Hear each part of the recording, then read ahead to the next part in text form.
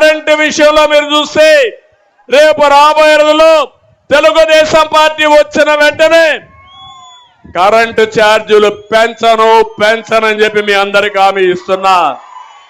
నూతన సంవత్సరం వేళ ఏపీ ప్రజలకు కూటమి ప్రభుత్వం భారీ కానుక ప్రకటించింది. విద్యుత్ వినియోగదారులకు భారీ ఉపశమనం ఇచ్చే కబురు అందించింది. 4,497 కోట్ల రూపాయల ట్రూ-అప్ ఛార్జీల భారాన్ని జనంపై మోపకుండా ఆ మొత్తం భరించేందుకు ప్రభుత్వం సిద్దమైంది.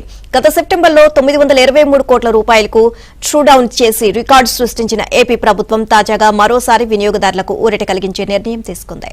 తాము అధికారంలోకి వస్తే విద్యుత్ ఛార్జీలు పెంచబోమంటూ 2024 ఎన్నికల్లో చంద్రబాబు స్పష్టం చేశారు. ఇచ్చిన మాట ప్రకారం ఏడాదిన్నర కాలంలో ₹1 కరెంటు భారాన్ని కూడా ప్రజలపై వేయలేదు. పైగా 2025 నవంబర్ నుంచి ట్రూ డౌన్ లో భాగంగా వినియోగదారులు ఉపయోగించే ఒక్కో యూనిట్ పై 13 పైసలు తగ్గిస్తూ వస్తూ వచ్చింది. ఇక తాజాగా సుమారు 4,498 కోట్ల భారాన్ని వారిపై మోపకుండా ఉపశమనం కలిగించే నిర్ణయం తీసుకున్నారు.